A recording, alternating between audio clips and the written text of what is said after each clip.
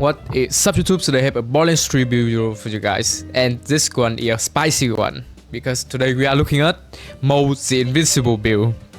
This build is trying to be the tankiest build as possible, even though from the intro you can see that this doesn't put up that much of a shield number, but trust me, this is a tank build that actually makes sense, that actually uses tankiness into its advantage. So the main core of this build is using the 40 star in combination with the bloodletter and the boundary issue mayhem modifiers in order to kill any enemies that come close to us. And because of rushing offensive, literally any attack of the enemies will be turned into our health or shield. This build is not only strong, but it also have great survivability, so you will feel a lot more comfortable. Note that for certain harder bosses like the true tribal bosses, it might take a lot more effort to do, but if you're able to learn it, you will have on your hand a very powerful build. Before the video starts though, remember to like, share, sub to the channel if you haven't done that already. Comment down below on what you think about the video. Join the Discord server if you want to get the save file or just want to have a chat with me. With that being said though, let's get into the gear breakdown. For the gun, I'm running a Guardian Angel. This is just like the optimal gun to hold, even though it doesn't do much in this build because we have to be pretty close to enemies in order to proc boundary issues. But still, it provides a nicely amount of V2 damage which we don't have any elsewhere pretty much. Just get Irrat Anointment. The second gun I'm using is a Cell Out. This is great because it applies dot to our cell if you are using elemental projector. If you don't have it, the Cell Out kinda useless otherwise. The third gun we are using is Girard Free Radical. This is the best 5 for July gun in this build where the gun doesn't do much, and this will play nicely. Other than that, I'm using a Execute. This can be like almost another Guardian Angel, another gun you can hold while playing with this build. You can throw it toward an enemy and they will take 50% more damage, which is comparable to the Guardian Angel, but for the sake of comfort, the Guardian Angel is still best in my opinion. Same story, the Zysav Eruption do require to swap a lot, but provide a lot more than the Guardian Angel for this build, up to 200% of debuff, which is most likely pure mode. In this setup, the Fire Puncher, this is to apply terror if you are running Terror Fire Rate Anointment. Get the melee attack, have 25% chance to apply terror to yourself on this gun, and you should be fine. For the shield, this is a star of this build, very strong.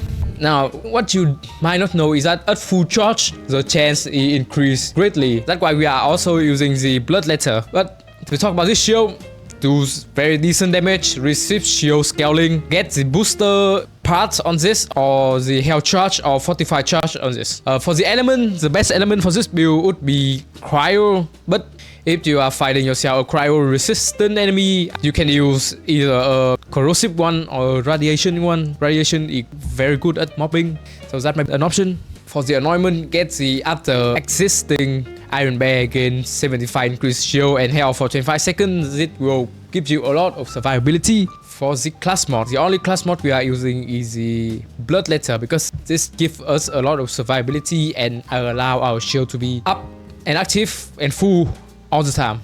Get a match point into Phalanx or Thin Red Line. For the passive, get the splash damage radius, splash damage, or even health regen.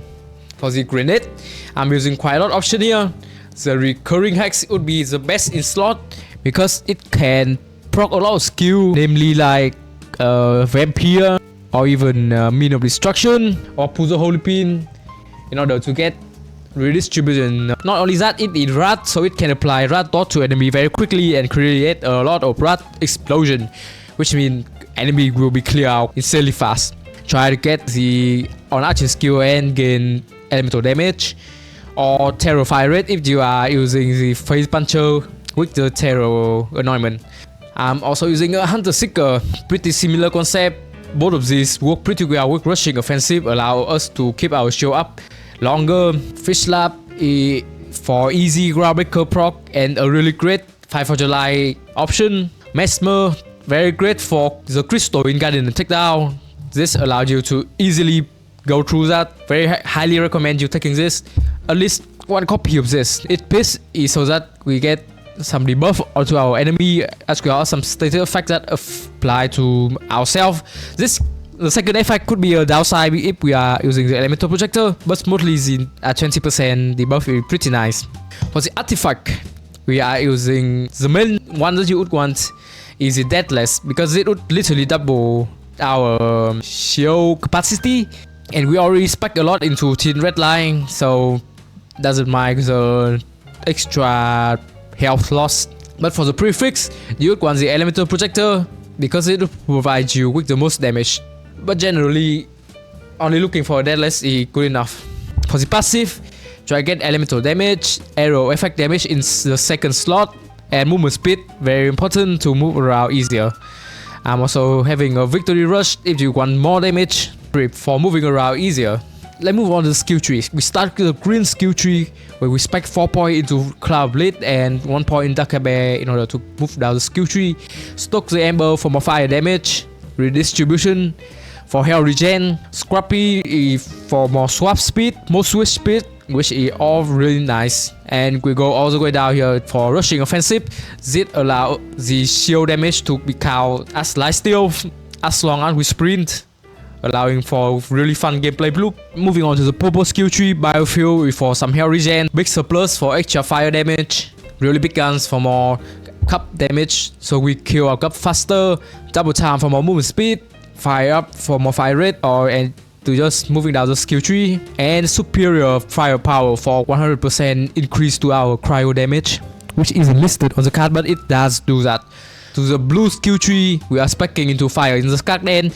One unfortunate thing about Skagden in this build is that because of the shield already receiving a Mayhem scaling, the Skagden doesn't get it action skill damage scaling, so it like end up doing way less damage than you would imagine. So don't be really too shocked about it. Grizzles is so that we get our action skill back faster.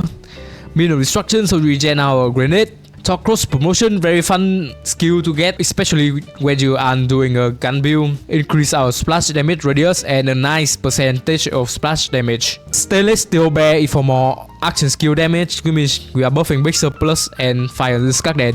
Pull the Holy Pin in order to proc redistribution and just to increase our grenade damage. Vampire for a lot of health regen. To the last is so that we get more options when we are going to fight for your life. For the rest skill tree, we are getting 5 points into Cell Left Vengeance. Why? Because we do not want to spec into armor infantry, although it is like technically better because of the damage reduction, but we do not want that. We want to take as much damage as possible, so to increase our dodge chance to ourselves, and that is very important. I will explain that later on. Drowning Impulse to move down the skill tree, 3 points into Thin Red Line. From max shield capacity, do not spec any point into Blood of Ingenuity because of the resistance to shock damage is very detrimental. It like literally stop the shock damage to do damage to you, which is not a good thing in this build. You want the enemy to dodge you so you can like, so this 40 star can do damage to them from a further distance. So do not spec into this. For the action skill layout, I'm blocking Iron Cup with either Fuel Fortifier if you are doing the ASC Cup setup where you use Iron Cup with Grenade Launcher and Lock and Speedload, and instead you are using Vanquisher Rocket Pod and Target Softening. But if you are using the ASC Cup setup, I recommend you using Baby Nook because that not only do a decent amount of damage, it also apply radiation to enemies, so we will get big rust explosion. For this build, for this playstyle, mobbing is quite similar to bossing. You just want to make sure that you sprint all the time in order to activate rushing offensive and your shield get up. Whenever you feel that your shield is too low, remember to just sprint and shoot one time and your shield should be back right up. Try to apply yourself with a dot of your shield, sometimes that will be a lot of damage increase. For bossing, try to get Zaisei Eruption, debuff onto them, try to move around a lot, and try to get dodged by the beam of the Bowery issues, and then move far away to get max Guardian Angel bonus.